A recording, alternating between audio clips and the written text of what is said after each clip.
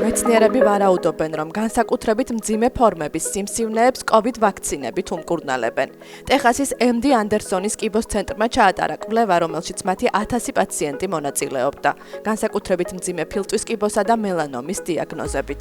ჩვენ აღმოვაჩინეთ, რომ COVID-ის ვაქცინები სირენასწავით მოქმედებს, რათა იმუნური სისტემა მთელ სხეულში გააქტიუროს. ფილტვის კიბოს მქონე პაციენტებმა, რომლებმაც Pfizer-ის ან Moderna-ს COVID ვაქცინა გაიკეთეს, დაახლოებით 37 თვე იცოცხლეს, რაც თითქმის ორჯერ მეტია მათზე, ვისაც რა არ ჰქონდა გაკეთებული. კვლევრების თქმით, ვაქცინა პაციენტების იმუნურ სისტემას მოხტავს, რომ მან სიმსივნურ უჯრედებთან იბრძოლოს. COVID-ის ვაქცინას შეუძლია იმუნური სისტემის იმგვარად გადაპროგრამება კიბოს დასამარცხებლად, რაც იმუნოთერაპიას უფრო ეფექტურად მუშაობის საშუალებას აწმევს.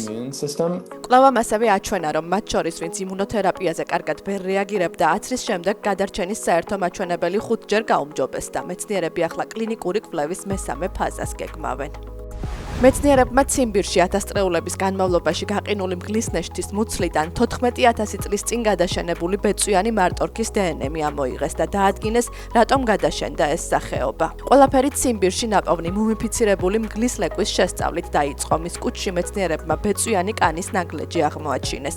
თავდაპირველად ეგონათ, რომ ეს მღვიმის ლომის ნაშთი იყო, თუმცა გენეტიკურმა ექსპერტიზამ დაადასტურა, რომ მგელმა სიკვდილამდე ცოტა ხნით ადრე ბეწვიანი მარტორქა შეჭამა.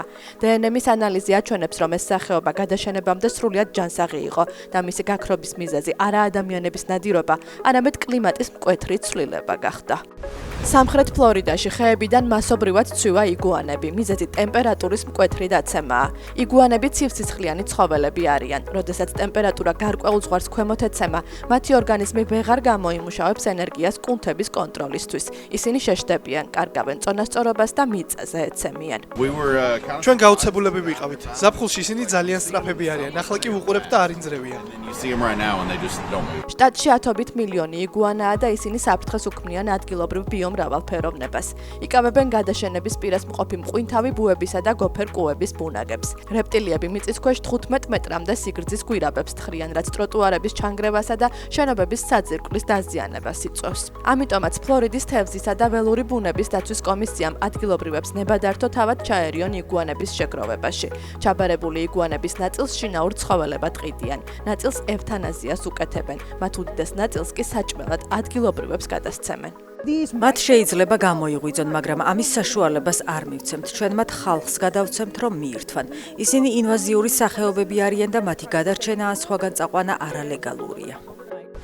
ნიუ-იორკში აუქციონზე გამოიტანენ რომაული ეგვიპტის პერიოდის უნიკალურ ნამუშევარს, ფაიუმის მუმიის პორტრეტს. ეს ნამუშევარი ერთ-ერთია იმ 900-მდე პორტრეტიდან, რომლებიც პირველ მესამე საუკუნეებში იქმნებოდა და საუკუნეების განმავლობაში ეგვიპტეში, ჰავარას ქვიშაში იყო დამარხული. და მაინც პორტრეტი ისე გამოიყურება, თითქოს მასზე გამოსახულ კაცს იცნობ. ნახატი შესრულებულია ხის პანელზე ცხელი ფუტკრის ცვილისა და პიგმენტების გამოყენებით.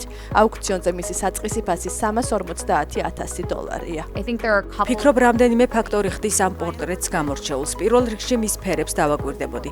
მას აქვს ღია თაფლისფერი თვალები, რასაც ფაიუმის პორტრეტების კორპუსში ხშირად ვერ შეხვდებით. ჩვეულებრივ დიდ შავ თვალებს ხვედავთ ხოლმე, მისი თვალები კი საოცრად ნათელი და მიმზიდველია.